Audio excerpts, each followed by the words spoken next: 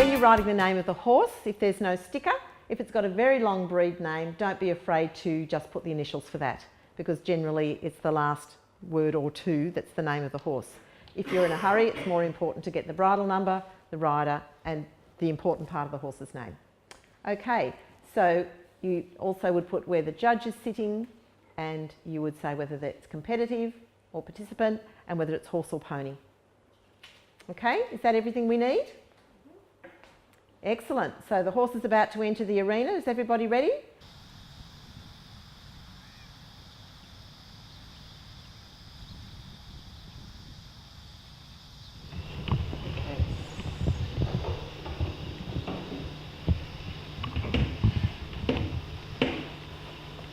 Straight CL, fairly balanced at halt, immobile, 7.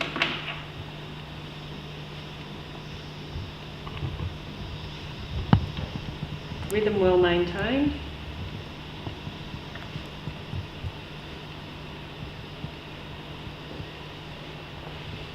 Circle correct size, 7.5.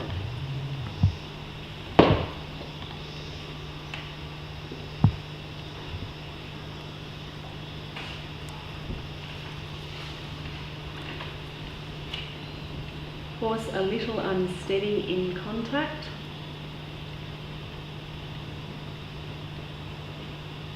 But straight.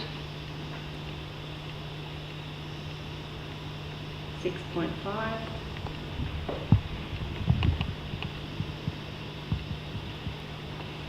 Slight resistance in upward trans.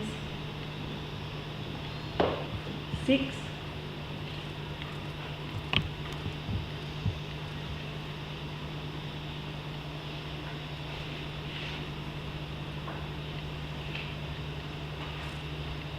Seven for the circle.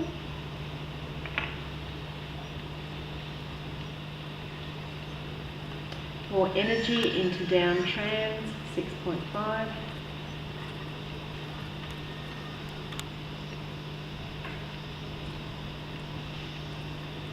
Relaxed. Could take nose forward more. However, rhythm maintained, 7.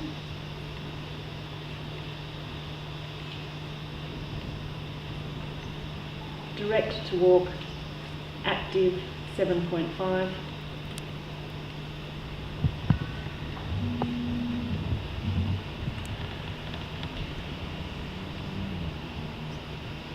Relaxed, seeking contact, could show more over track.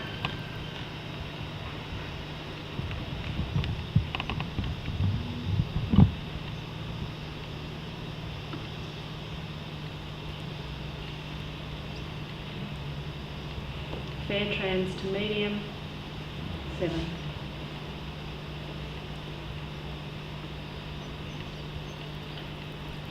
For number 10, more energy, 6.5.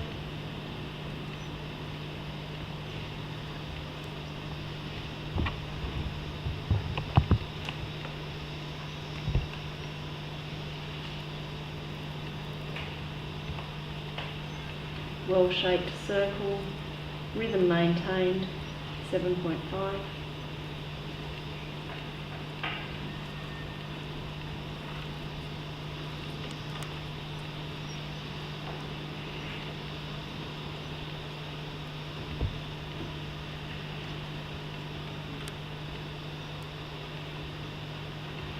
$7.5.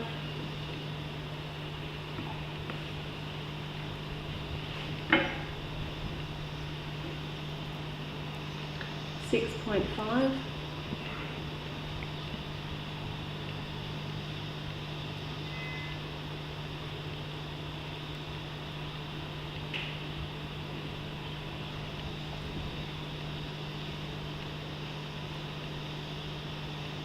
$7 for the circle.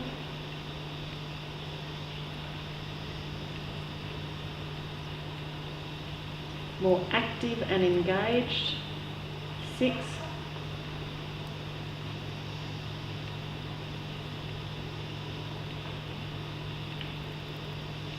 slightly off CL, quarters to left,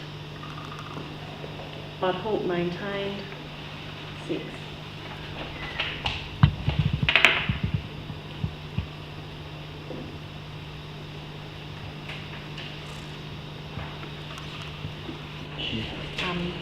For paces, 7.5, regular active paces shown.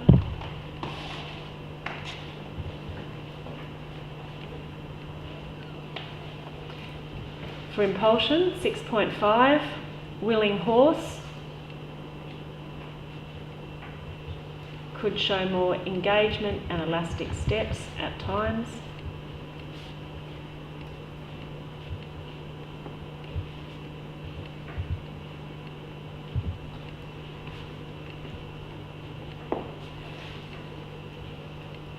For submission, 7, horse demonstrates correct training according to scale.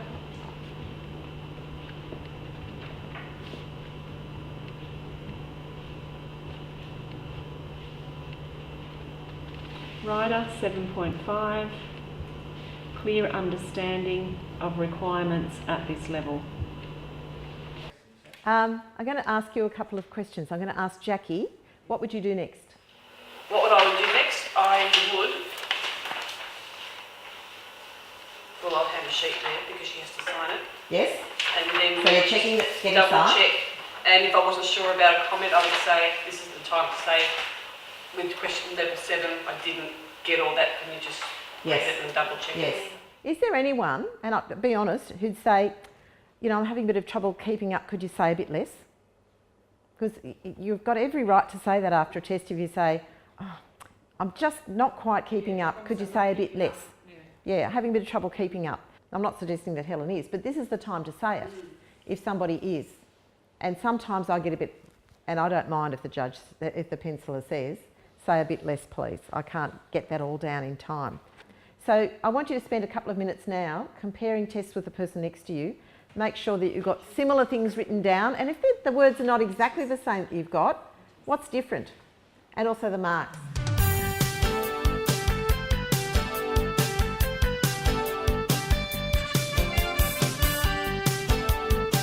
I'm just interested in, did you find differences in what you wrote?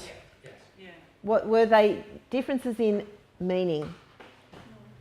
No. I just wrote, but I couldn't keep up with some of the Okay. comments. All right. So you use your abbreviations. If you're still not keeping up, you just say, "Would you mind just saying a little less?" I've still got That's fine. I mean, I've done very little penciling, so the abbreviations... They're not coming to mind. So And the more you do it... that's right. The more you do it, the more you use the abbreviations. Peter also said, he hasn't penciled for some years. He doesn't like penciling for me. I can't understand why. That this is the first test. By the time you get to test number 6, you sort of know what they're going to be likely to be saying. And yes, you use abbreviations and stuff like that. Was anybody a bit concerned that there was a big difference between the two people? No? No, we generally capture most of it, don't we? Another abbreviation is the symbol at. Yes, I think most people are happy to have ampersand used for at.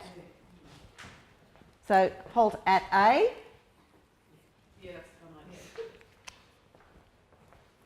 So there's a few other abbreviations.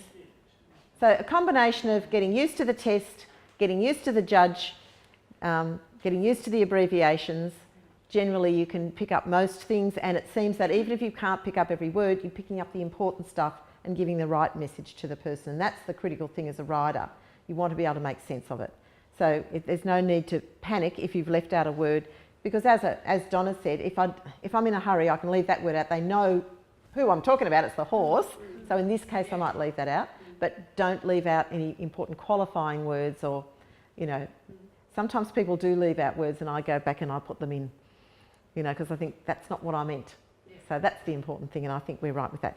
You ready to have another test?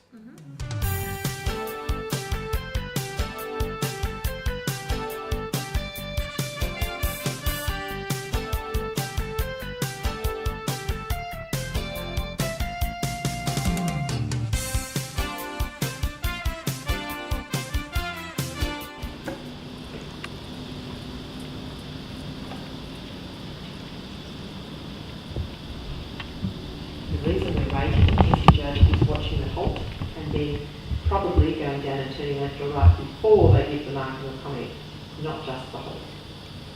Wavering off CL after X. A little crooked on depart.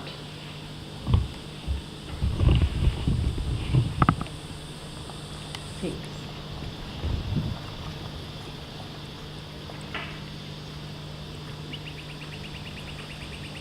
Some length shown, 6.5.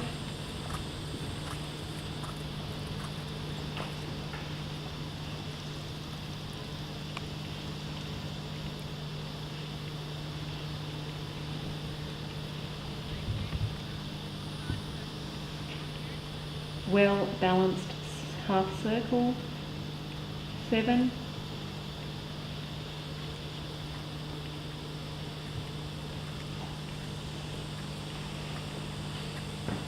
Leg yield could be more fluent, 6. 7 for number 5. 7.5 for number 6. Number 7, show clear difference. 6.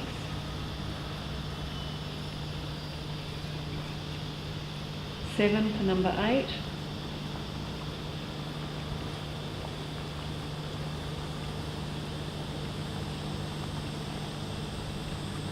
More engaged in downward trans, 6.5.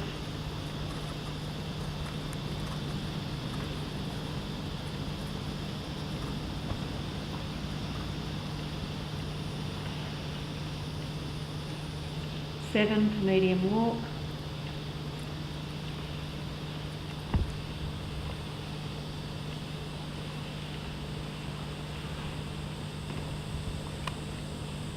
Relaxed, clear stretch, show more over track.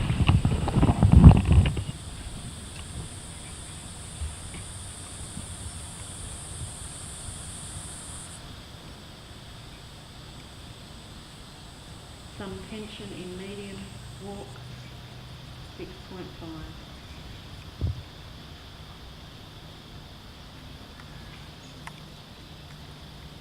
Seven for the trot transition.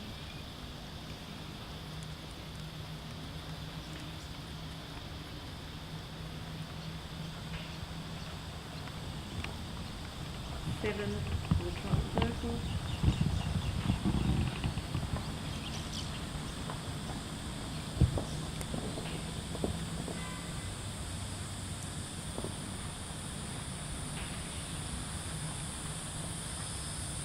Some loss of regularity, 6.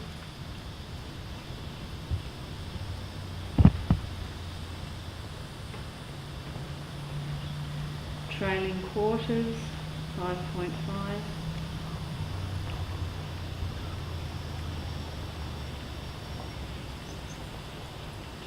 Could be more engaged, 6.5.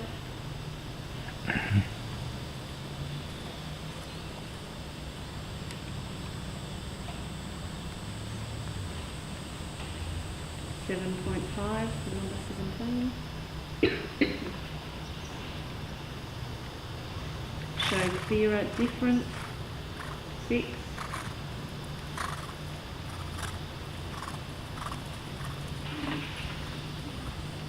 $7 for number 19.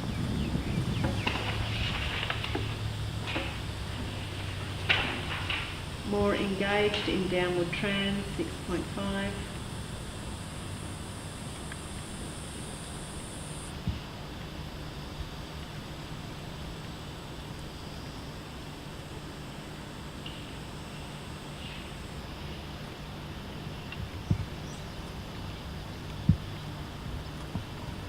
Developing, 7.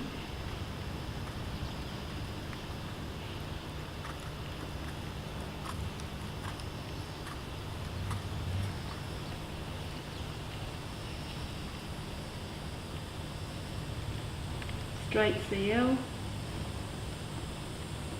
unbalanced in halt. 6. Was it 6, the last one? Yep. Judge is not going to ever worry if you ask, if you check. No, I didn't hear you. Yeah, that's right. For paces, 7. Horse generally regular and maintaining rhythm.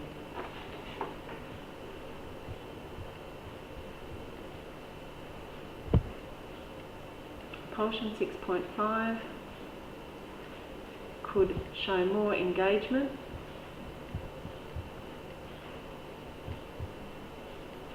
and swing through back. Sorry, what was that? Swing through back. 7 for submission. Consistent contact.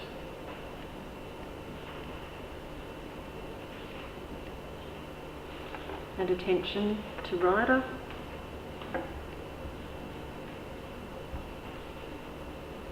.5 for riding. Accurate and showing clear understanding of requirements.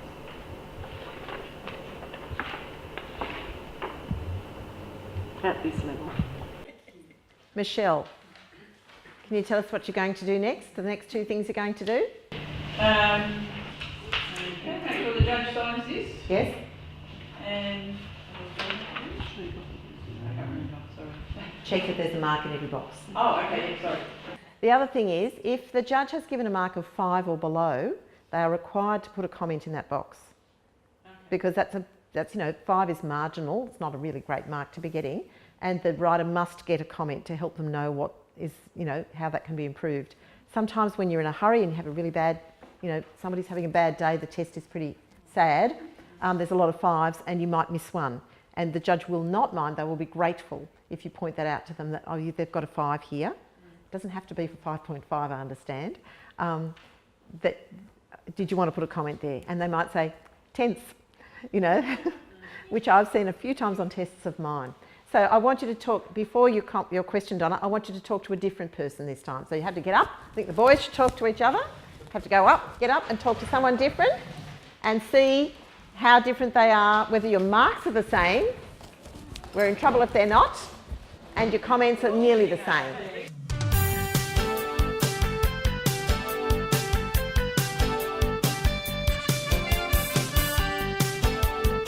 The judge often will scan down the test. Sometimes they don't have much time, so you can make a mistake. Now, you said you haven't penciled for a very long time, so under pressure tonight, you've made an error, and this is the best place to do it.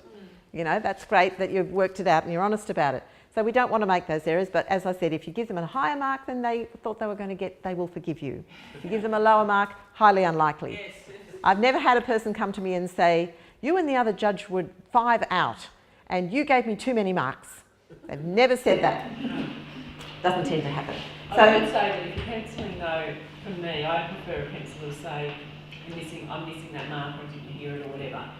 And then I'll either say, well, leave it till the end, but I'll know in my mind what I had in my mind for that mark, or I'll tell you mark then. Yeah, it's a judgment call, and the judge will soon tell you if they don't want you to do that, but often it's better to do it when you're thinking of it.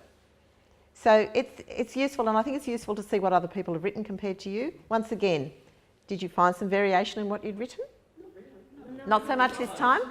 Second go, you are better at it, better trained. No, and you get more polished at it, even if it's a new test. There's nothing like experience in that. The judges are often rusty on their first test for the day too. They've driven hours in the morning, they're looking at this horse. We get quite good at not marking too low or too high in the first test. But nevertheless, we're finding our way. If you're the judge at sea, you're thinking, please don't make a mistake because I've got my map in front of me, but this is my first test. So we're all a bit rusty for the first one, but we get better as we go along and we do the very best we can for the first person, etc. So any other comments about that? So that was a novice test. Yes, I didn't even see what test it was. It's slightly more in it. As the tests go up, it can get faster and harder. So it's good to have a few practices at the lower levels, but you know, you can manage at the high level. Once again, say, sorry, can't keep up, can you say a bit less? Judge will be fine with that. Also, I know if the rider's making lots of errors or I'm feeling really sorry for them, they're having a really bad day, and I've had those days, I know what it feels like, it gets more complicated to stay with them. And if you get lost, once again, just start from there and keep going. Some horses go really fast and it's hard to keep up. It's amazing in a test that one horse can go in and out and round in 3 minutes and another can take 6 minutes for the same test. And you'll find it hard to keep up. It's amazing how hard it is for the judge. Oh my goodness, there goes that, there goes the simple change, there goes this, there goes that. And you have to keep up. So it's not always as... Well, the ponies take longer to get around the arena. They actually do take longer to get around the arena. You get a great big moving thing that comes in and is powering around and doing things wrong and making errors, and the judge is going, error, you know, we don't want to stress you out tonight, but that's why a little bit of practice at the lower levels and being honest with your judge. If your judge is mean to you, you don't pencil for them again, or you tell the organisers if they're really horrible, because if they're being mean to you, that's silly because you're a volunteer who's doing something for the sport. All right, I'm just going to move on quickly. I'd like to thank Helen, who I think about a week and a half ago, I asked her to do this. I like to have a different judge doing the judging, have a second person on the evening. Helen's very busy, as you know, can hear. She's very up with the rules because she did her rule book test to be upgraded last year to an E-level judge, and she got 93%. And in her... Yes, and in her spare time, Helen is the president of the Dressage New South Wales. Random information you may not be aware of. The judge at C is the senior judge. So the judge who sits at C and they enter at A, that's the senior judge. That's the person who has to make the final decision. If there's any decision about whether there's an error or not, or there's been penalties awarded or anything like that, the only thing that the judges don't have to all agree on is if one judge hears a rider going for the canter or woo boy or something, if one person hears it, they can put penalties for that. They don't all have to agree on that because they may not all have heard that. But for everything else in terms of penalties and errors and all of that kind of stuff, they have to agree, okay? And not necessarily exact marks, but the judge at C is the boss and they are the one who bips the horn if you make a mistake and all that, and makes any kind of call that has to be made. Sometimes you'll find a stray judge sitting in the back of your car and you'll think, and who might that be? These days it's likely to be another judge who's going to upgrade and who's sitting in, and they may have a professional conversation with the judge. So you might be a bit left out that day while the judge is talking to this person who's sitting in. We are really trying to get our judges in New South Wales to upgrade at the moment. We're encouraging people to be judges. I'm looking at you people. We're encouraging people to be judges. Even if you don't want to be an FEI judge, you can be a low-level judge and you can do great work at the local level. So you'll see people, or you might see in the breaks a big huddle going on, and after that might be because they have to agree on an error or something like that, or something that someone's seen that they don't like, or they thought that horse was a bit unlevel or lame or something.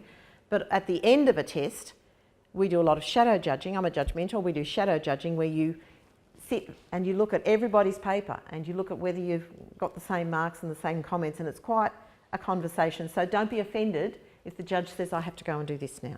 Also, if you go to Dressage New South Wales, to any of their big events, but at Clarendon as well, often there will be a judge mentor sitting near the clubhouse on those seats talking about the tests.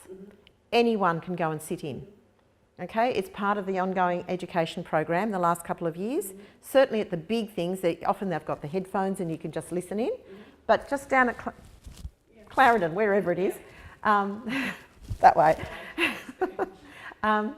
there's more and more of that sort of thing going on. So we'd like to get people young. Often it's people when their children have grown up or when they're not working full time who put the time in, and then they've got less time to put in. I've been judging for 1,000 years. But not everybody starts young, but we would like to encourage that. We would like to encourage riders to consider it, even if they only want to do the lower levels. People at any age are welcome and have something to contribute, if not as a judge, as a penciler.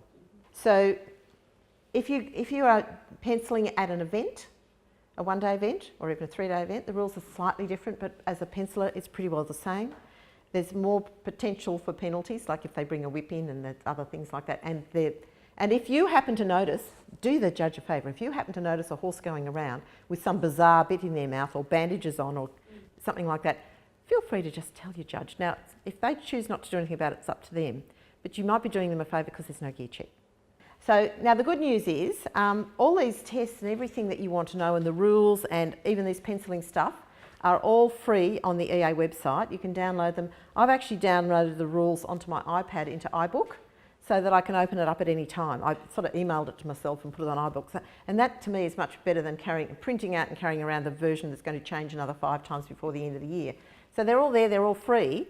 And it's actually not a bad thing to look at if you're going to write, if you're going to pencil, if you're going to judge, you can do anything like that.